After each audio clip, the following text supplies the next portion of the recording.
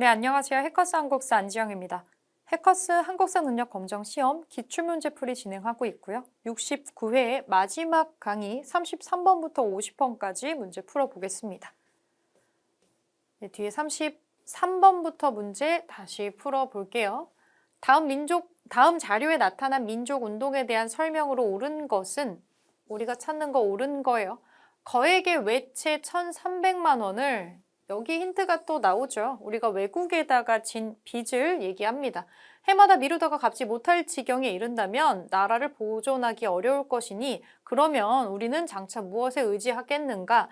그래서 점점점 하고 보니까 신문을 접해서 보니 영남에서 시작해서 서울에 이르기까지 담배를 끊어서 빚을 갚자는 논의가 시작이 되었고 이 의연금을 내는 사람들이 굉장히 많다. 그러면 요거를 통해서 우리가 요거 갚을 수 있지 않겠냐. 이렇게 일어난 민족운동이 뭐냐면 나라가 진 빚을 이 어마어마한 액수를 국가가 지금 돈이 없는데 우리가 지금 이렇게 사람들이 많으니까 담배를 필 돈을 끊어가지고 모으면 이거를 갚을 수 있지 않겠냐라는 거예요. 여기에서 시작이 되어서 담배나 술이나 이런 거를 끊어서 한 푼, 두 푼 같이 모아가지고 국가 빚을 같이 갚자라고 하는 국채보상운동이라고 있어요. 국채보상운동. 이게 상당히 체계적으로 빠르게 퍼져서 성공할 뻔했죠. 근데 일본 입장에서는 이 돈을 갚는 게 사실 별로 중요하지 않거든요. 이걸 못 갚아야 우리나라의 경제권이나 이런 거를 일본이 가져갈 수 있었기 때문에 사실은 갚는 거를 전혀 원하지는 않았습니다. 당연히 나중에 일본 때문에 실패는 하게 돼요. 자, 그러면 이 국제보상운동이라고 하는 거에 대한 설명으로 맞는 거 고르면 되겠네요. 조선 총독부의 탄압과 방해로 실패하였다. 혹시 체크하신다면 1번을 하시는 분들이 생각보다 많기는 했어요. 이거가 틀린 거거든요. 아직은 조선 총독부가 등장하기 전입니다. 조선 총독부가 등장을 하려면 일제강점기가 돼야 되는데 이 국채보상운동은 아직 우리가 국권을 완전히 빼앗기기 전에 일어나는 운동이거든요. 1910년대 이전이란 얘기예요. 그래서 조선 총독부가 아니라 아직은 통감부가 있는 상태라서 조금 치사할 수도 있지만 이 부분이 해당 사항이 없었어요. 그래서 1번은 아니고요. 대한매일신보 등의 지원을 받아서 전국적으로 확산이 됩니다. 여기 보니까 근내에 신문을 접하니까 라고 이렇게 나오잖아요. 이렇게 국채보상운동을 긍정적으로 언급을 해서 사람들이 전국에서 여기에 참여할 수 있게 해준 신문사 중에 이 베델이 만들었던 대한매일신보가 있습니다. 신문 문제 나올 때 종종 나오죠. 2번이 답이고요. 대한민국 임시정부가 수립되는 계기가 됐던 거는 3.1운동입니다. 1919년에 3.1운동이고요.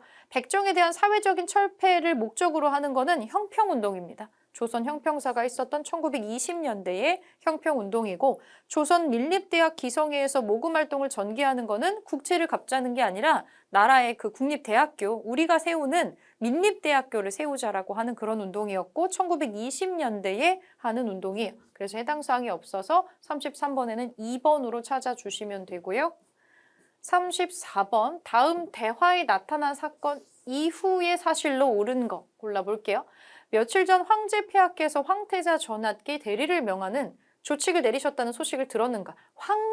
황태자 나오는 거 보니까 이거 대한제국이고요. 그런데 대리를 명하는 명령을 내렸다라고 하고 있는데 들었네. 그런데 그 다음날 일본 군대의 삼엄한 경계 속에서 대리하는 게 아니라 양위의식이 거행이 돼서 실제로는 퇴위당한 거나 마찬가지다. 이거 고종의 강제 태위가 있었던 요 해의 일을 얘기를 하고 있습니다. 그러면 이 사건 뒤에 무슨 일이 있었는지 옳은 거 고르면 되겠죠.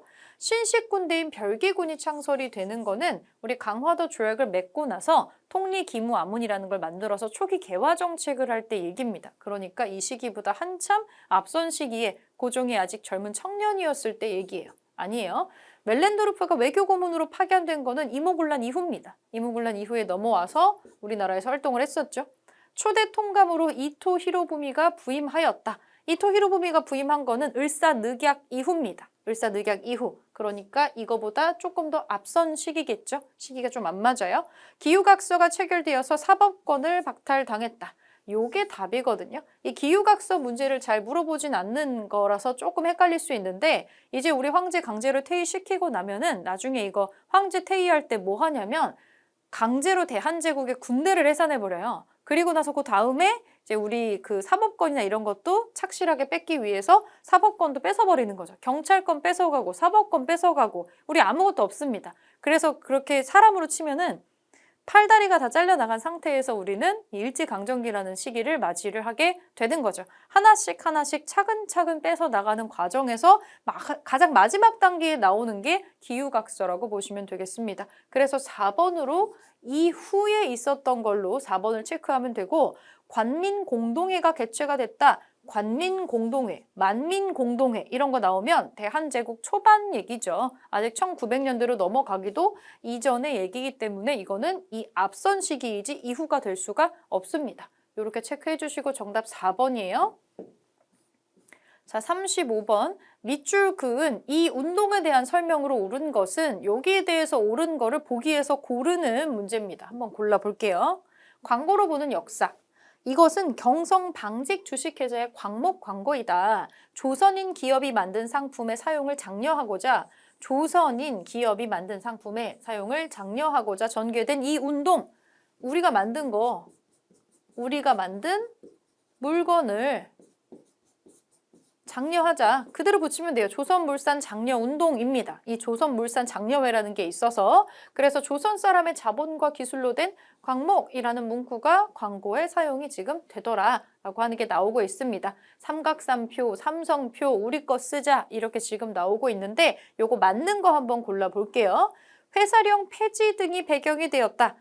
이 좀 어려울 수 있는데, 회사령이 폐지가 되는 거 우리 1920년대로 넘어가면 이른바 문화통치라는 거 하면서 여러 가지 변화가 일어나게 되는데, 실제로 우리나라 쪽에 이제 일본인 자본가들이 많이 들어오게 되고, 그 일본인 자본가들이 들어와서 그 사람들도 회사 세워야 되잖아요. 우리나라에 물건 팔고 돈 벌어야 되는데, 실제로는 이 사람들을 위해서 회사령을 폐지를 하고, 그래서 외국 자본, 특히 일본 자본 같은 게 되게 무분별하게 들어와요. 당연히 우리는 수량이나 품질에 있어서 밀리는 카테고리가 많을 수밖에 없어요. 그러니까 우리나라 상공업에 진흥하는 사람들이 너무 힘드니까, 야, 이러다가 우리도 왜 세금 없이 외국이랑 뭐 FTA 한다고 그러면 난리 나잖아요. 그 신토부리 운동 한다고 막 하는 것처럼 이것도 똑같은 거예요. 이거를 우리가 의식적으로라도 우리가 우리 거 쓰지 않으면은 이거가 딱 잘못하다가는 다 망한다. 그래서 했었던 운동이 조선물산 장려운동이에요. 일단은 시대적인 배경 자체는 회사령이 폐지가 되는 시점이 중요한 계기가 되는 거는 맞습니다. 기억은 맞아요. 그러면 기억이 없는 거 지워버리세요. 황국중앙총상회의 주도하에 전개되었다. 말도 안 되는 게 나오죠? 황국중앙총상회, 황국, 대한제국이라는 얘기인데 이미 일제강점기이기 때문에 대한제국에 해당하는 거는 훨씬 앞선 시기예요. 전혀 시대적으로 안 맞습니다. 니은이 있는 거 지워버리면 속어법으로 하나밖에 안 남긴 하는데 진짜 맞는지 한번 볼게요. 평양에서 시작이 되어서 전국적으로 확산되었다. 맞네요.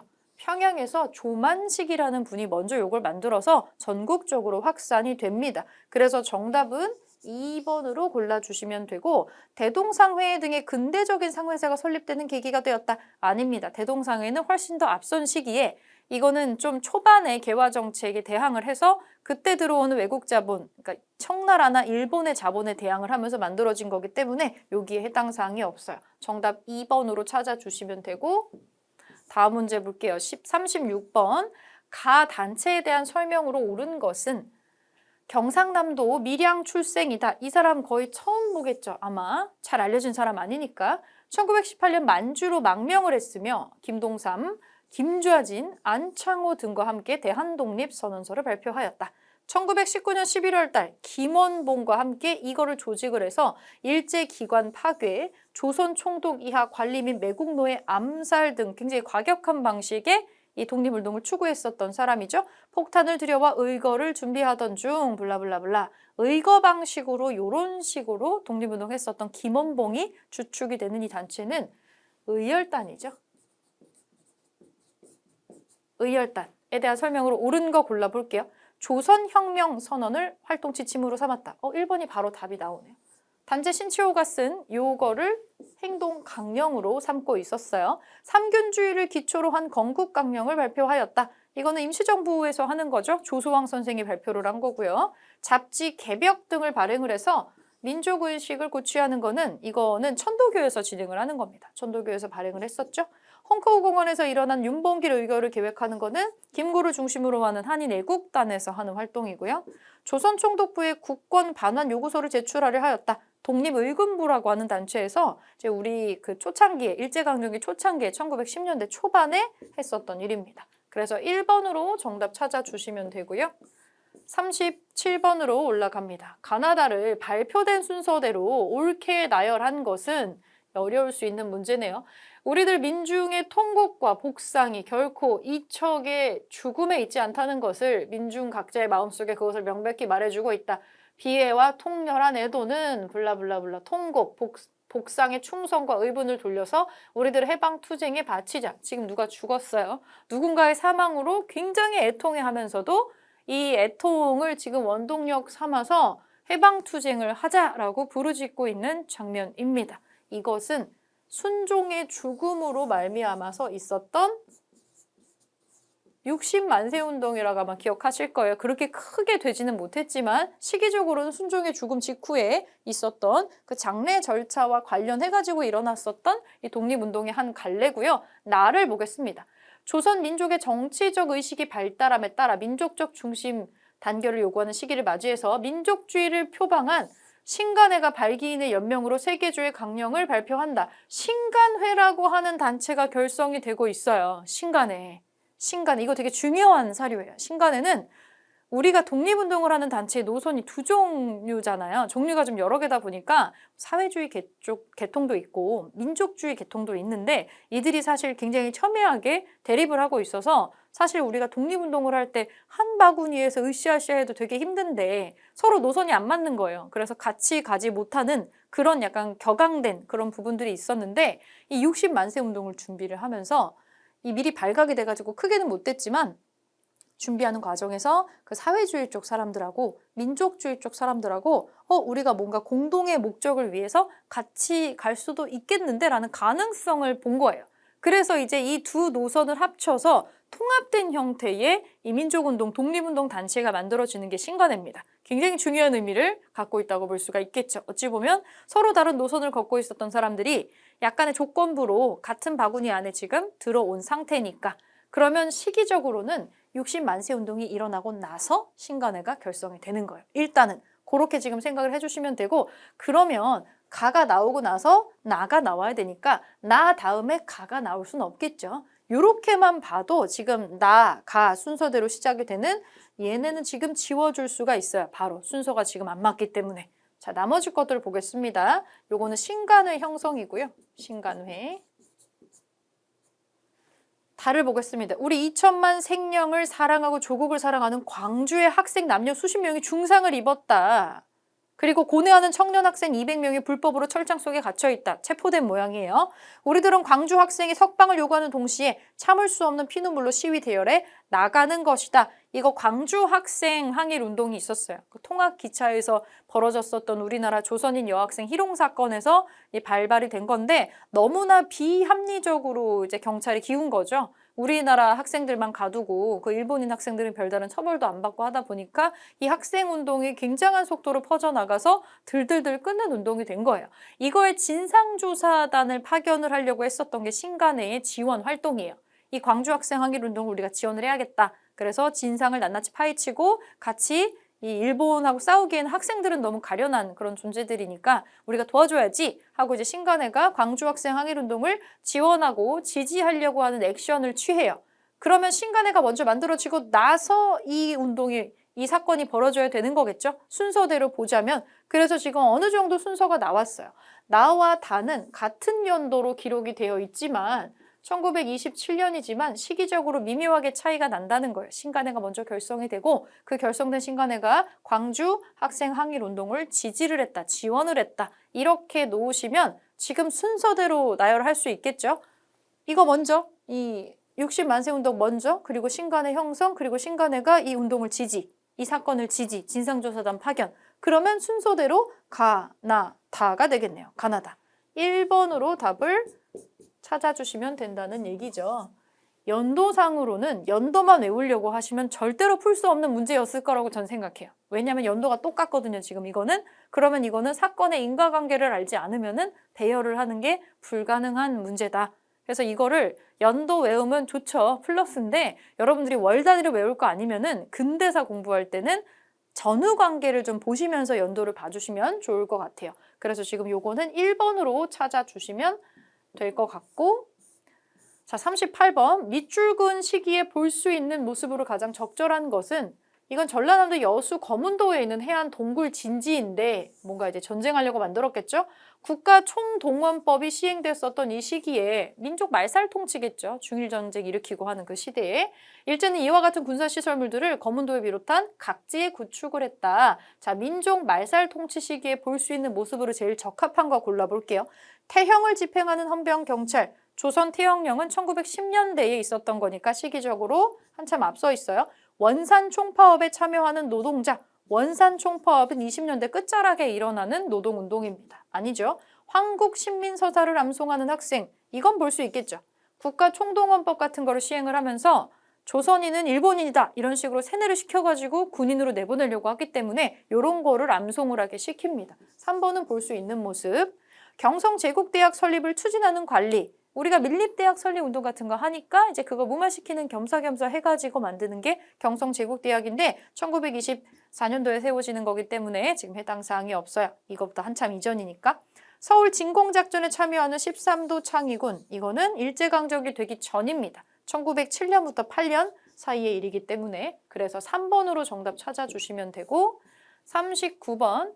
가나 법령이 발표된 사이 시기에 있었던 사실로 옳은 것은, 이것도 상당히 어려운 문제로 볼 수가 있겠습니다. 3점으로 지금 들어가 있는데 한번 볼게요. 우리가 찾아야 되는 거는 여기네요. 자, 법령 사이의 시기입니다. 첫 번째 보니까 신안공사가 나오네요. 신안공사. 신안공사는 이 미군정이 들어왔을 때 일종의 이제 그 일본이 남겨놓고 간 그 적산 재산들 있죠. 이런 것도 귀속재산 처리하려고 만들어진 그런 건데, 요게 이제 우리가 45년에 광복이 되고 나서 대략 1946년부터 완전히 이제 우리 헌법을 만들고 우리가 뭐 하기 전까지 얘네들이 여기에 관여를 좀 해요. 그래서 이제 아직 우리나라가 본격적으로 탄생하기 직전에 이 신안공사라고 하는 게 만들어지게 되더라라는 거를 좀 보시고, 나를 보면 본법 시행에 대한 사무는 농림부 장관이 관장을 한다. 이제 우리 농림부도 있고 장관도 있는가 봐요. 국가가 만들어졌다는 얘기겠죠? 농지의 분배는 분배받은 농지는 어쩌고 저쩌고 요렇게 해서 납입하게 한다. 우리가 가장 먼저 했던 거가 이 농지 관련된 거예요. 유상 몰수하고 유상 분배하는 농지개혁법을 하죠. 제 헌국회가 만들어지고 나서 1949년에 처음으로 하는 액션이 바로 요겁니다. 그렇다면 이 신안공사가 들어왔었던 요 시점과 요 제헌국회에서 농지개혁법을 하는 요 사이에 있었던 사실을 고르는 거네요. 되게 좁죠. 그래서 어려운 문제로 지금 들어가 있어요. 조선 건국 동맹이 결성되었다. 조선 건국 동맹은 뭐예요?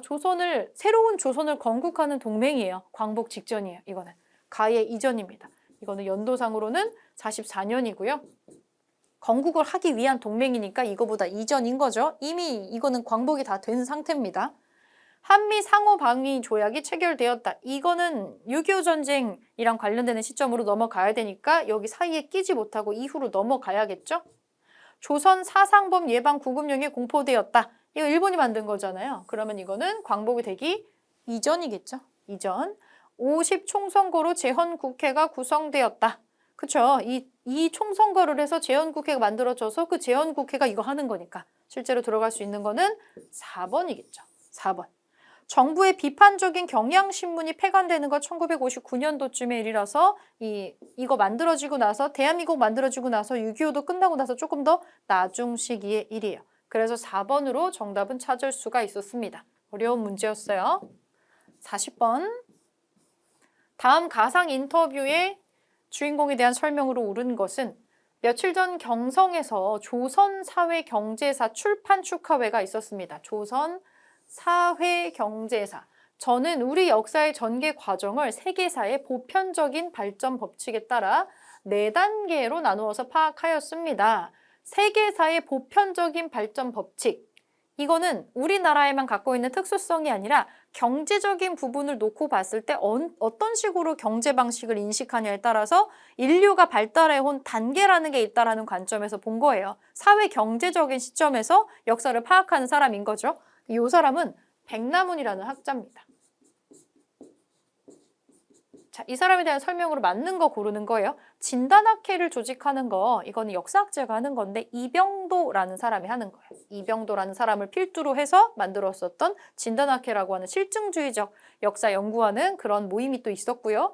한국 독립운동 지혈사를 저술한 거는 박은식이라고 있어요. 박은식.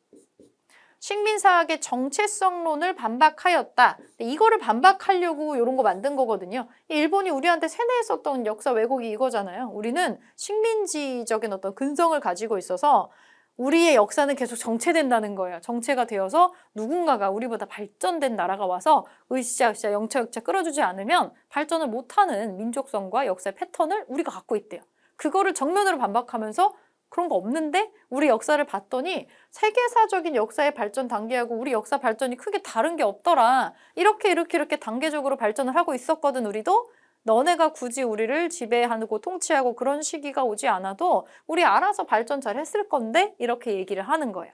굳이 필요하지 않았다. 그래서 반발을 하는 장면이 나오기 때문에 요거하고 연결해서 봐주시면 될 것 같고요. 그래서 3번이고 우리말 큰사전 편찬 사업을 추진하는 거는 조선어학회 같은 데에서 하는 거고요.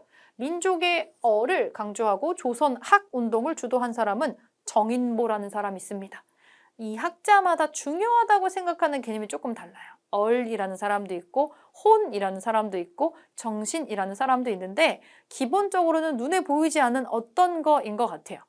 국가라고 하는 땅이라고 하는 물리적인 거를 빼앗겼어도 빼앗을 수 없는 무언가가 있다라는 공통적인 생각을 가지고 있었다라는 게 이 사람들의 공통점이에요. 그래서 역사라든지 문화라든지 언어라든지 누군가가 물리적으로 너 그거 내놔 이렇게 해서 뺏는다고 뺏을 수가 없는 정신적인 값어치를 가진 것들이잖아요. 그런 게 살아있으면 이 나라는 완전히 망하는 게 아니다 라고 보는 관점에서 그런 방식의 독립운동을 한 사람들이라고 보시면 되겠죠. 40번에 3번으로 찾아주시고 41번 가 부대에 대한 설명으로 옳은 것은 한국 독립운동을 촉진하고 한국 혁명 역량을 집중하기 위해서 이번 달 15일 중국 국민당 군사위원회는 조선의용대를 개편해서 여기에 편입할 것을 특별히 명령했다.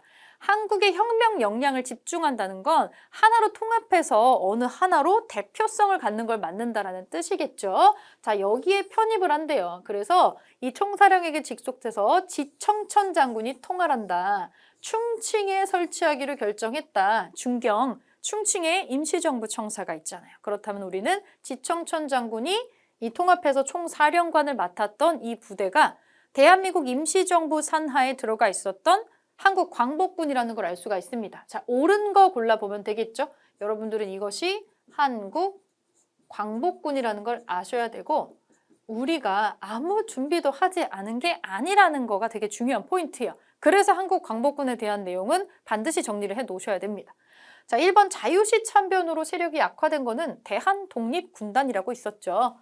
아니에요. 영릉가 전투에서 일본군에게 승리한 거는 양세봉이 이끌었던 조선혁명군입니다. 1930년대 얘기고 쌍성보 전투에서 한중연합작전을 전개하는 건 이거를 이끌었던 사람도 지청천이 맞기는 하지만 여기에 총사령관을 맡기 이전에 1930년대에 한국독립군이라는 단체를 이끌었던 적이 있어요. 그래서 이거 아니고 국내 정진군을 편성을 해서 국내 진공작전을 추진했죠. 미군이랑 연합을 해가지고 하려고 훈련도 다 하고 있었는데 갑자기 광복이 된 거잖아요. 4번이 정답이고요. 홍범도 부대와 연합을 해서 청산리에서 일본군을 격퇴했다. 유명한 사건이죠. 청산리 대첩이라고 부르는 이 김좌진 장군의 북로 군정서라든지 이런 단체를 여기에 해당하는 걸로 볼 수가 있겠죠. 그래서 정답 4번으로 찾아주시면 되겠고 42번 자, 밑줄근 전쟁 중에 있었던 사실로 옳은 것은 이 비석은 북한군의 남침으로 시작된 전쟁 6.25죠. 6.25 한국전쟁입니다. 우리가 6.25라고 부르는 한국전쟁 장진호 전투를 기념하기 위해서 미국 버지니아주에 세워진 것이다. 이거는 북한을 돕기 위해 참전한 중국군을 상대로 유엔군이 벌인 주요 전투 중에 하나다. 자, 한국전쟁이라는 거 염두에 두시고 맞는 거 골라주시면 돼요. 에치슨 라인이 발표되었다. 전쟁 중에 있었던 게 아니라 전쟁 전이에요. 이게 발표가 되어서 북한이 이제 이 남침을 결정을 한 거란 말이죠. 아니에요. 가스라 테프트 밀약이 체결되었다. 이건 더 옛날이죠. 이건 일제강점기보다도 더 앞으로 시기를 돌려야 됩니다. 1905년쯤에 벌어지는 거니까. 자, 모스크바 3국 외상회의가 개최되었다. 이거는 광복이 된 그 해에 12월 달에 요거 하는 거고요. 모스크바 3상회의라고 하는. 흥남에서 대규모 철수 작전이 전개되었다. 흥남철수라고 같은 이 사건을 다룬 영화도 있었잖아요. 요게 한국 전쟁 중에 있었던 일이죠. 4번이 일단 정답이고요. 김구와 김규식이 남북협상에 참석하는 거는 우리가 총선거 하기 전에 1948년도에 4월 달의 일입니다. 그래서 전쟁에 해당하는 시기로 4번을 골라주시면 될 것 같아요. 43번. 다음 성명을 발표한 정부 시기에 볼 수 있는 모습으로 적절한 것은 내각 책임제 속에서 블라블라블라 나오고 있고, 자, 부정선거의 원흉에 처다는 이미 공소제기와 구형을 한 터이므로 법원의 엄정한 판결이 있을 것을 기대하는 바입니다. 뭔가 지금 부정선거라는 게 나오고 내각 책임제라는 특이한 단어가 나오고 있습니다. 사실은 지금 이 사파도 이 인물의 외모를 상당히 많이 묘사를 한 거라고 저는 생각을 해요. 부정선거 때문에 어떤 큰 정치적인 이슈가 있었고, 그래서 그 정부가 붕괴하고 내각 책임제가 들어간 겁니다. 이거는 4.19 이후의 모습인 거죠. 4.19 이후에 이승만 대통령이 하야하고 나서 그 윤보선이 언급을 하는 그런 장면이라고 볼 수가 있을 것 같아요. 자, 그러면 이 중간에 끼어있는 이 정부 시기에 어떤 식으로 정부 형태가 바뀌었는지 요거를 적절한 모습을 고르면 지금 될 것 같아요. 국민교육 헌장을 읽고 있는 학생은 여기에 해당 사항이 없습니다. 이거 박정희 대통령 때니까. 아니죠. 서울 올림픽 대회에 참가하는 선수, 이건 무려 88년도의 일이니까 해당 사항이 없고, 개성공단 착공식을 취재하는 기자, 개성공단이라고 나오는 거 한참 현대파트로 넘어와야 되겠죠? 아닙니다. 한평 고구마 피해 보상 투쟁에 참여하는 농민, 이게 좀 특이한 사건이긴 한데 연결이 잘 되지는 않으나 박정희 때 있었던 사건 중에 하나입니다. 여기 해당 사항이 없고요. 민의원에서 통과된 법안을 심의하는 참의원 의원, 민의원과 참의원이라고 하는 양원제로 국회가 운영됐었던 유일한 시기죠. 내각 책임제라고 하는. 5번을 답으로 찾아주시면 되겠네요. 43번에 5번이고요. 자, 44번. 밑줄 그은 개헌 이후에 있었던 사실로 옳은 것은 대한변호사협회장의 성명, 이번 개헌 안건의 의결에 있어서 찬성 표수가 135이고 제적 의원의 수가 203인 것은 변하지 않는 수이다. 뭐가 이상한 얘기가 지금 나오고 있어요. 그러면 제적 인원수의 3분의 2는 그러니까 무슨 법안이 통과가 되려면 국회에서 3분의 2가 통과를 해야 돼요. 그러면 지금 3분의 2를 수학적으로 계산을 하면 135.3333이에요. 그러면 이게 사람의 머릿수고 이게 통과가 되려면 135.3333이니까 136이 돼야 되잖아요. 근데 이게 이때 당시에 요게 136이 되지 못한 거죠. 아마도 그렇게 돼서 법안이 뭔가 원하는 게 통과가 되지 않았어요. 그래서 이제 말도 안 되는 얘기를 하기 시작한 거죠. 자, 수학적으로 봤을 때 이 0.3333이라고 하는 거는 요거는 반올림에서 버리는 숫자다. 그래서 이거는 지워야지. 그러면 135명만 이 동의를 해도 이거는 찬성표에 도달했다고 볼 수 있어 라고 지금 설명을 구차하게 하는 거예요. 이것이 바로 그 유명한 4.4.5입이라고 하는 이승만 대통령 때 사람들을 가장 황당하게 했었던, 이거는 위헌이죠. 어떻게 보면은 4.4.5입 사건으로 개헌을 해버리는, 원래 안 되는데 한 표가 모자라서 이게 부결이 돼야 되는데 이 굳이 또 이렇게 구차하게 중얼중얼 설명을 해서 이거 반올림을 생각해보면 이거는 내리는 게 맞아, 버리는 게 맞아. 그래서 요걸로 통과가 됐다라고 우긴 거예요. 말도 안 되는 사건이죠. 1954년도의 일입니다. 이렇게 개헌을 했어야만 본인이 또 대통령에 출마를 할 수가 있었기 때문이에요. 자, 그러면 이 말도 안 되는 반올림 개헌 이후에 있었던 사실로 옳은 것을 골라주면 되겠죠. 여수 순천의 19 사건이 요게 일어나는 거는 이거보다 한참 이전의 일이에요. 처음에 이제 선거할 때부터 우리끼리만 국가 만든다고 할 때부터 일어났었던 사건이라서 이건 한참 앞에 있는 사건이고요. 진보당의 당수였던 조봉암이 처형되었다. 이게 이제 요 사건 있고 나서 4년쯤 있다가 일어나는 일이거든요. 왜냐면 이렇게 말도 안 되게 헌법을 바꿔가지고 꾸역꾸역 대통령이 출마를 해요. 그래서 3대 대선을 딱 치르는데 여기에서 아주 간신히 이겼어요. 이승만이. 간신히 이겨서 소속도 없이 정당도 없이 나왔었던 이 사람하고 되게 박빙의 승부를 한 건데 무소속으로 나왔는데 30% 득표를 했다라고 나오거든요. 이게 굉장히 많은 숫자예요. 그러면 일단 이기기는 했는데 이승만 대통령이 되게 위협이 됐던 거예요. 이 사람이 나중에 정상적으로 이렇게 정당을 창당을 하고 이 다음에 대통령 선거에서 붙게 되면 내가 이긴다는 보장이 없다. 그래서 조봉암을 그 약간 간첩죄 같은 걸 씌워가지고 무려 사형을 시켜버리는 그런 일이 한 4년 정도 있다가 일어나게 됩니다. 그래서 이거 개헌 뒤에 있었던 걸로 2번이에요. 가장 본인의 정치 생활에 위협이 될 거라고 생각했었던 이 조봉암을 처형시켜버리는 거죠. 그래서 2번이 나와야 되고요. 반민족행위 조사 특별위원회가 설치되는 거는 광복이 되고 나서 직후에 바로 뒤에 했었던 일이에요. 더 이전 시기고 국회 풀악치 사건 이것도 요거 앞전 시기입니다. 여운형 등의 주도로 좌우압작위원회가 구성되는 것도 앞전 시기예요. 남북한으로 안 찢어지려고 했었던 시기니까 시기적으로 항상 조금 앞에 있겠죠. 자, 44번에 2번으로 찾아주시면 되고요. 45번. 가헌법이 시행된 시기에 사실로 옳은 것은 인민혁명당 재건이 사건 재판 당시의 모습입니다. 이 사건은 요 헌법에 의거를 해서 발동한 긴급조치 사호 등으로 정부의 비판적인 인물들을 반국가 세력으로 몰아서 처벌한 사건입니다. 사형당했어요, 사형. 이 사람들이 너무 빨리 사형 집행을 받았기 때문에 이 사람들이 사형 선고를 받고 사형 집행이 된 이 역사가 전 세계의 사법 역사 중에서 가장 다크한 역사 중에 하나로 꼽혀요. 사법의 암흑의 날로 거의 둠스데이로 불리는 사건입니다. 이분들이 억울하게 죽었다라고 하는 게 2007년에 재심 공판에서 이제 그때 열려서 무죄 선고를 나중에 받고 이 가족들이 억울함을 풀기는 했는데 시간이 너무 오래 지나기는 했었죠. 인혁당 사건이라고도 하지만 이게 뭔지는 여러분들 잘 모르실 수도 있고 다만 긴급조치라는 단어가 나오는 걸로 봐서는 이거는 우리의 인권과 이런 기본권을 상당히 침해했었던 박정희 대통령 때의 유신 헌법식이라는 걸 알 수가 있습니다. 자, 요거를 인지한 상태에서 옳은 거 골라볼게요. 김주열이 최루탄을 맞고 사망하는 거는 4.19 혁명 당시의 일이죠. 박정희보다 앞선 시기잖아요. 부천 경찰서 성고문 사건이 발생하였다. 이거는 조금 더 뒷시기로 넘어가야 되는 일이에요. 전두환 시기로 넘어가야 되고요. 개헌 청원 100만인 서명 운동이 전개되었다. 그쵸. 유신헌법에 대해서 굉장히 반발을 하면서 이 헌법은 말도 안 된다. 이거 개헌해야 된다. 라고 나오는 그런 청원 운동이 있었습니다.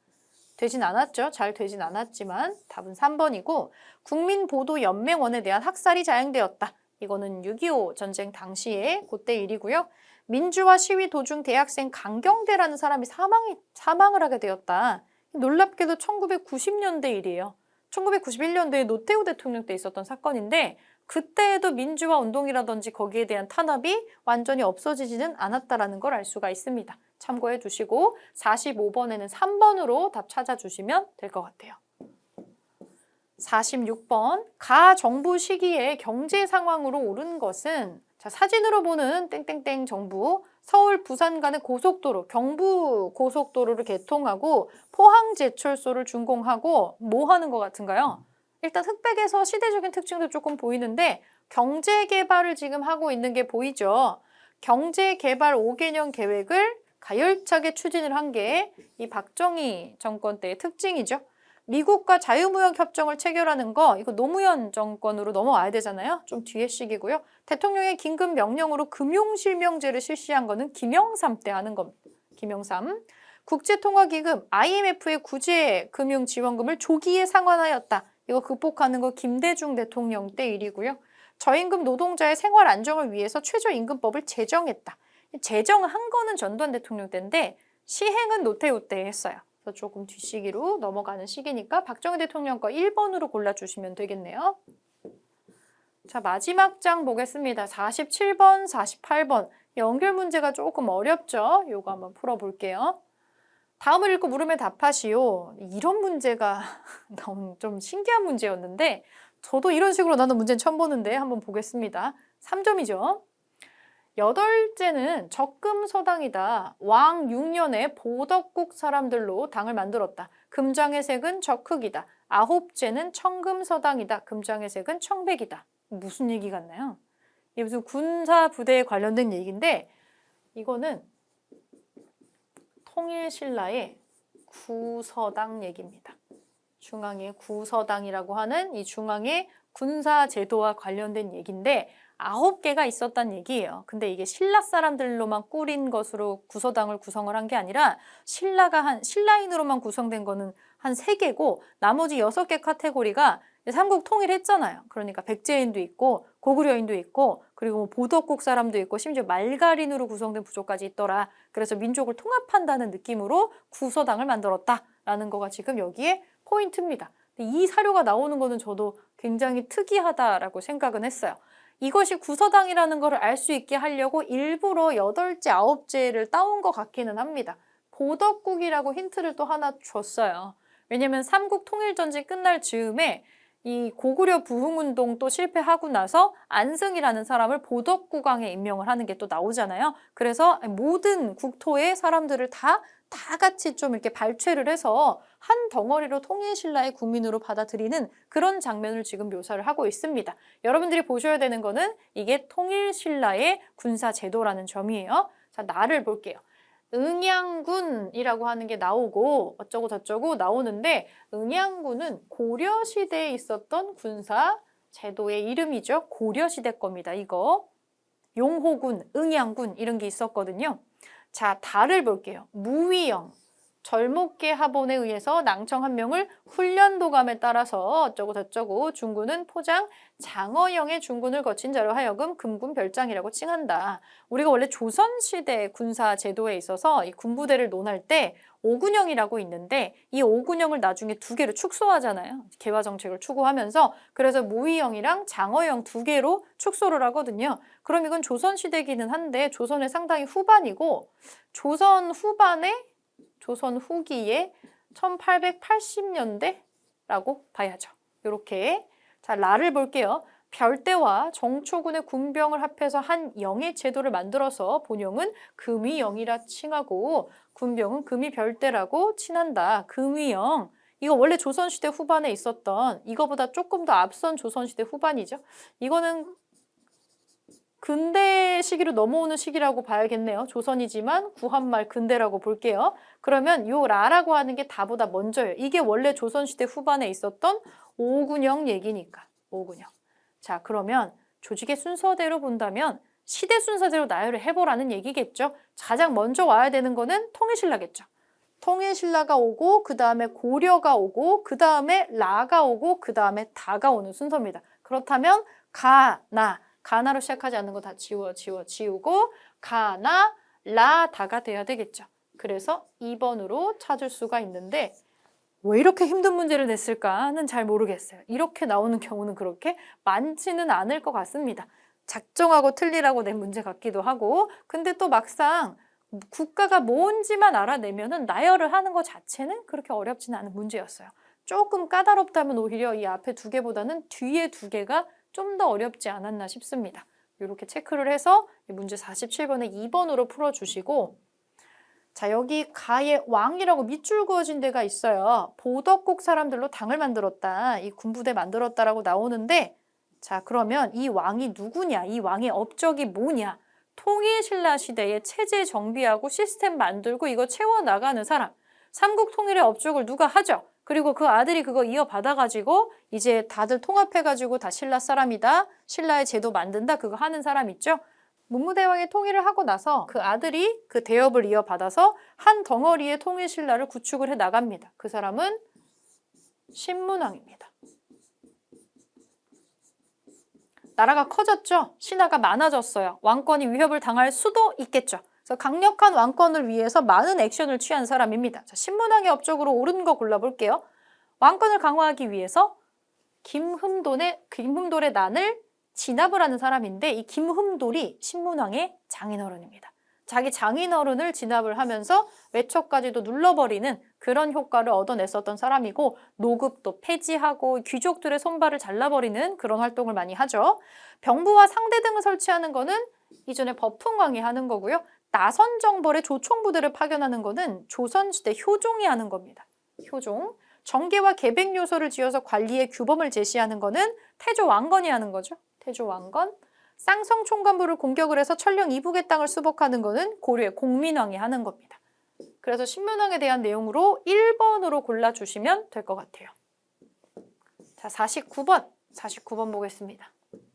가민주화 운동에 대한 설명으로 옳은 것은 이곳은 옛 전남도청의 본관으로 이거 당시에 시민군이 계엄군에 항쟁한 장소입니다. 이것만으로 사실 굉장한 힌트가 되고 있고요. 전남도청이라는 힌트와 시민군이 계엄군에게 항쟁을 했고, 자, 그리고 여기 보니까 여기에 당시의 상황을 알 수 있는 가상 콘텐츠 공간 등이 조성될 예정이다. 전 여기를 좀 많이 가봤는데 계엄군이 나오고 전남도청이 나오고 시민군이 나옵니다. 아주 유명한 우리 역사에서 굉장히 중요한 민주화 운동이 있었던 장소죠. 여기는 광주입니다. 광주 민주화 운동에 대한 설명으로 옳은 거 골라주시면 돼요. 3.1 민주구국선언을 발표하는 거는 이 박정희 대통령 때 그때 유신헌법 관련된 얘기죠? 아니에요. 시위 도중에 대학생 이한열이 희생되는 거는 1987년에 6월 민주화운동, 민주항쟁 때죠. 똑같네요. 이거 두 개는 시대가. 호헌철폐의 독재 타도가 9호였죠. 허정 과도 정부가 출범하는 계기가 되는 거는 4.19 혁명이 되겠고요. 4.19 관련 기록물이 유네스코 세계 기록유산으로 등재가 되어 있는 게 광주 민주화운동의 특징입니다. 그러면 이거는 5번으로 찾아주시면 되겠죠. 자, 마지막 50번 보겠습니다. 다음 뉴스가 보도된 정부 시기에 있었던 사실로 옳은 것은 마지막 또 3점짜리가 나오는데 굉장히 또 어려운 뉴스의 한 장면을 잘라왔는데 되게 마지막 부분에 좀 어려운 지문들이 많이 나온 것 같아요. 보겠습니다. 오늘 수방사령관과 특전사령관에 해임되었습니다. 뭔가 군인스러운 사람들이 쫓겨났어요. 지난달 육군참모총장과 기무사령관이 교체된 이후에 얘도 뭔가 마이너스적인 느낌이죠. 뭔가 군인들 사이에 국방부가 지금 들쑤셔지는 그런 느낌이 나오고 있는데 무슨 소린지는 잘 모르겠어요. 자, 뒤에 볼게요. 군 내부의 사조직을 해체하려는, 여기 힌트네요. 군 내부의 사조직을 해체하려는 문민정부의 의지가 반영된 것으로 보입니다. 어떤 정부를 문민정부라고 하나요? 이전 정부가 다 군사정부였기 때문에 그 뒤에 출범하는 정부를 문민정부라고 했겠죠. 전두환, 박정희, 전두환, 노태우로 이어지는 것까지 다 그냥 군사정권이라고 보는 거예요. 노태우도 군인이었으니까. 그러면 그 뒤에 나오는 김영삼 대통령 때부터를 우리가 문민정부라고 얘기를 많이 해요.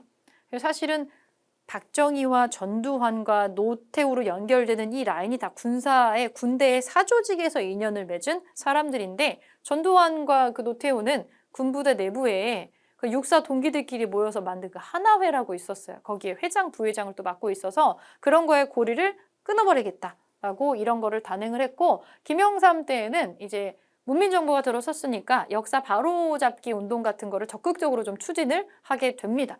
그래서 하는 걸로 김영삼 정부 시기에 있었던 사실로 맞는 거를 골라주시면 될 것 같아요. 1번부터 보겠습니다. 굴욕적인 대일 외교에 반대하는 6.3 시위가 일어났다. 이거 박정희 대통령 때예요. 박정희 대통령 때 이 국민들의 어떤 정서랑은 반대로 일본에게 돈을 받고 이제 우리가 외교를 재개를 하죠. 그 일본이 우리한테 빌려준 돈과 그냥 준 돈이 있어요. 근데 그 돈의 명목상의 이름이, 그 명칭이 독립축하금이에요.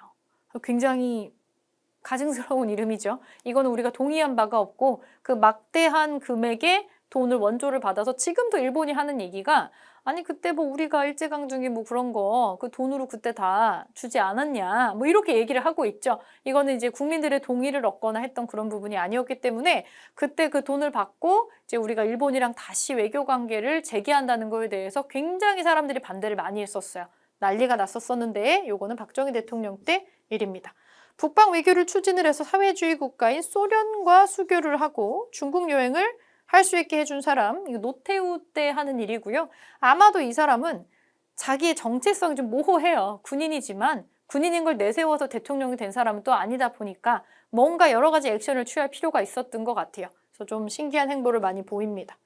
통일 방안을 논의하기 위해서 남북조절위원회를 설치를 했다. 뭐 설치하는 것 자체는 박정희 때 하는 액션입니다. 자, 4번 경제적인 취약계층을 위해서 국민기초생활보장법을 시행했다. 여러분 그냥 상식선에서 생각을 해보시면 돼요. 왜 저런 법안이 필요해졌을까? 사람이 사는데 최소한에 필요한 돈이라는 게 있다라는 거에 대한 깨달음을 얻은 시기겠죠. 언제겠어요? IMF 겪고 나서 사람들 막 단체로 회사에서 막 그 정리해고 당하고 경제적인 어려움을 겪는 계층들이 발생을 하더라는 거예요. 그러면 나라에서 이 아무런 그 경제 능력이 없는 사람이 있으면 어쨌든 다 국민이잖아요. 이런 사람들에게는 경제력이 없는 사람들에게는 정말 최소한의 어떤 금액을 국가가 보장을 해줘야 된다. 기초 생활을 할 수 있게 해야 된다라고 하는 개념이 등장을 하게 된 거예요. 우리가 경제적으로 크게 흔들리는 IMF를 겪고 나서부터 이제 이런 내용이 나와요.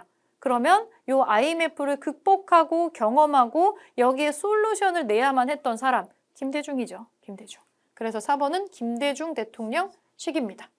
요 시기 뒤로 넘어가면 이제 완전 현대잖아요. 최근세잖아요. 그래서 사람들의 평균 수명도 늘어나고 이런 게 있다 보니까 단순하게 기초생활을 보장한다기보다는 복지제도 같은 거에 또 여러 가지 뭔가가 나오게 되겠죠. 상식선에서 나오는 것들로 생각을 하셨을 때에도 풀 수는 있는 문제들이 나온다는 얘기예요. 자, 마지막 선지 5번. 역사 바로 세우기를 내세우면서 옛 조선 총독부 건물을 철거했다. 요게 김영삼 때 가장 드라마틱하게 있었던 것 중에 하나인데 조선 총독부 건물이 어디 있었는지 기억나시나요? 지금 아마 경복궁이나 이런 데 가보신 분 많으실 텐데 지금은 경복궁 딱 가면 앞에 경복궁밖에 안 보이지만 예전에는 엄청나게 크게 중앙에 거의 95년도까지 조선 총독부가 있었어요. 일본이 만들었던.